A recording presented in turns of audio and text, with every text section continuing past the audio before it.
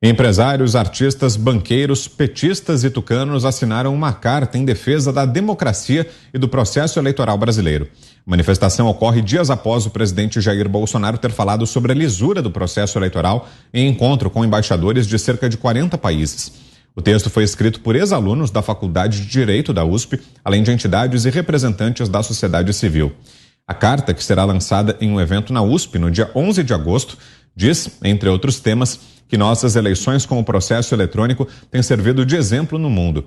Referindo-se às eleições, o documento diz que, ao invés de uma festa cívica, estamos passando por um momento de imenso perigo para a normalidade democrática.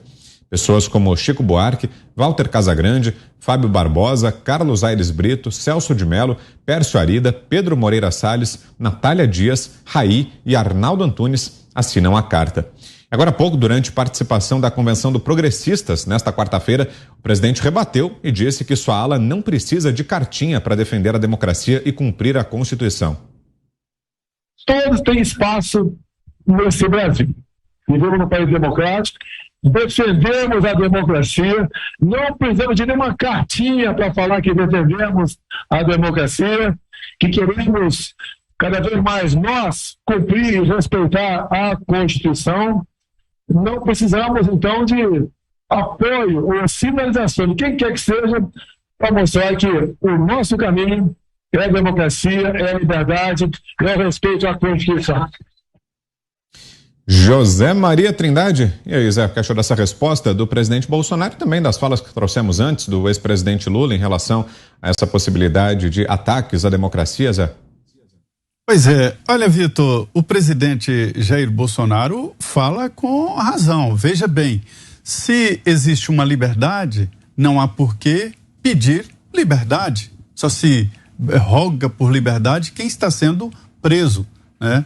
Então, essa história de manifestos, cartas, na verdade é uma tentativa de recriar o clima de carta aos brasileiros. Seria uma espécie de tentativa do Lula de criar a Carta aos Brasileiros 2. E veja bem, há uma articulação no sentido de fazer essa tal Carta 2, que seria uma tentativa de unir de forma suprapartidária uma garantia de que Lula não vai levar o Brasil ao comunismo. E quem vai garantir isso?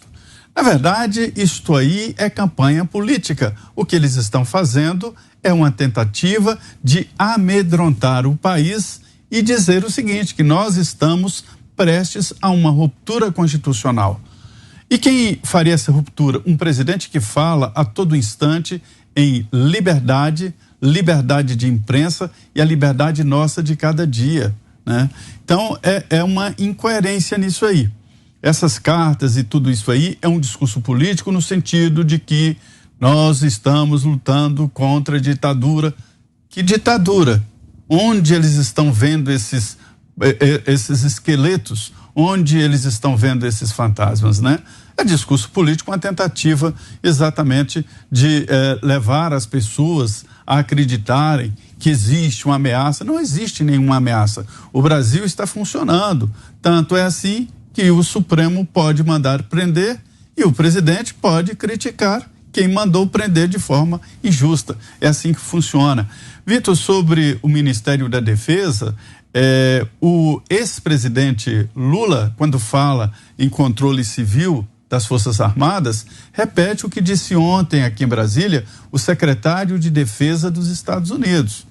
O Brasil, o controle, o comando dos militares está sim nas mãos de um civil. O presidente Jair Bolsonaro, ele é um civil da reserva militar, mas ele não está em nome dos militares, como sugerem alguns, dirigindo o país. Ele foi ungido pelas urnas numa eleição democrática. Então o controle está na área civil.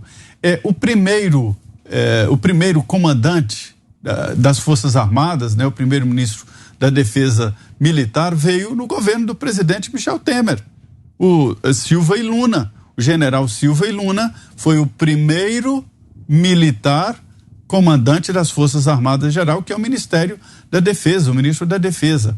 Mas aí há um pouco de razão quando se fala num civil comandante do Ministério da Defesa, porque senão não faria sentido criar o Ministério da Defesa. O Ministério da Defesa foi criado para um civil, né? E ali no debate, olha só como é que é importante o debate. Seria um ex-presidente da República, se falava em José Sarney, que seria o ministro da Defesa, mas isso não deu certo. O primeiro foi Elcio Álvares, passando por Vegas, o José Alencar, que se deu muito bem com os militares, né? O Nelson Jobim, que também se deu bem. Agora, veja bem, Jacques Wagner foi ministro da Defesa, Aldo Rebelo, comunista, foi ministro da Defesa, né? E na verdade, o que esconde todo esse debate, eu vou explicar para que fique bem claro, não deveria existir Ministério da Defesa, e sim Ministério da Marinha, Ministério do Exército e Ministério da Aeronáutica. Fernando Henrique criou o Ministério da Defesa para tirar das reuniões ministeriais os militares, porque numa reunião ministerial o ministro da Marinha, o ministro da Defesa iriam, e antes existia e sempre existiu esse comando do ENFA, o Estado-Maior das Forças Armadas. Há que se ter um controle central. Então, se é verdade, né, que um militar deve ocupar o Ministério da Defesa, um civil, aliás, eu estou dizendo que não deveria existir o Ministério da Defesa, e sim o Ministério da Aeronáutica, o Ministério do Exército e o Ministério da Marinha. E aí eles fariam parte das reuniões ministeriais. Esta é a realidade. Então, nada de comandante civil dos militares, mas que tenham os ministros militares. Voltando à resposta do presidente Jair Bolsonaro ao documento em defesa da democracia, o presidente Jair Bolsonaro disse, Alexandre Garcia, que não precisamos de cartinha. Sua análise, Alexandre. Bom, depois que falou meu irmão Zé Maria, eu queria concluir o seguinte, né? Completando. Havia 4 militares com grau de ministro no governo, das reuniões ministeriais. Exército, Marinha, Aeronáutica e Estado-Maior das Forças Armadas. Foi substituído pelo ministro da Defesa, né? E o ministro da Defesa que eu citei aqui, que até hoje é elogiado pelos militares, é exatamente o que era comunista, né? Aldo Rebelo, né? Que até hoje é um defensor das questões militares, do nacionalismo, da Amazônia e tudo isso. Bom, mas voltando ao que disse o presidente sobre a cartinha, né? O nome que vocês citaram, eu não vi nenhum desses citados, reclamar de rasgarem a Constituição, por exemplo, no dia 31 de agosto de 2016, quando foi condenada a presidente Dilma e rasgaram o parágrafo único do artigo 52. Ela não ficou inelegível por 8 anos, né? Depois, na pandemia, quando rasgaram cláusulas pétreas, que nem os atuais integrantes do Congresso Nacional podem mudar, estão proibidos pelo artigo 60. É cláusula pétrea, são direitos e garantias fundamentais. E o Supremo delegou a prefeitos e governadores usarem como quisessem. Não pode ir para casa, não pode sair para a rua, não pode ficar na praça, não pode ir para a praia, não pode ir para o culto, não pode ter reunião, né? Meu Deus do céu, e ficaram calados, que vergonha, omissos, silentes, diante da Constituição rasgada, quando Daniel Silveira foi preso dentro de casa às 11 da noite, inventando aí um suposto flagrante continuado às 11 da noite, o asilo inviolável foi rasgado. Depois que foi preso por palavras, artigo 53 foi rasgado, e vocês ficaram quietos, senhores assinantes disso aí. Vocês acham que a gente é acéfalo, que a gente não tem cérebro para ver isso? A gente não tem memória, vocês não têm vergonha na cara? Sinto muito. Vocês ficaram silentes ante ataques à democracia, que são ataques à lei maior, que é a Constituição brasileira.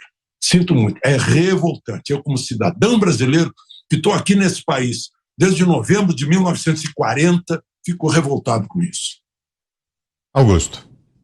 Eu estava lendo, né, ainda ligeiramente esse texto que eu falei que eu vou amanhã analisar um pouco mais devagar aí, mas é o seguinte: eles usam a expressão Estado Democrático de Direito. Se é Estado de Direito, é necessariamente democrático. Eles começam sempre, brasileiros e brasileiras. Brasileiro já abrange isso aí, né? Só essa turma que está preocupada com a... Como é que é o... Linguagem neutra? Linguagem neutra é que pensa numa coisa dessa. Aí eles começam a errar. Botam uma crase aqui. As brasileiras e brasileiros. Não pode, tem que botar o aos. Juntam expressões que não conversam entre si. Então, aí são juristas. Juristas. E o Celso de Mello que vai ler isso aí. Então é o seguinte, os caras não sabem escrever, ainda aí o Celso de Mello vai ler isso aqui, esquecido de que essa turma em torno da qual eles vão se unir, pessoal, precisamos esquecer pequenas diferenças. Nessa hora eles vão se unir em torno de um ladrão, que segundo o Celso de Mello tinha um projeto criminoso de poder. É coerente, né? Pavão de Tatuí. 1 minuto e meio, Ana.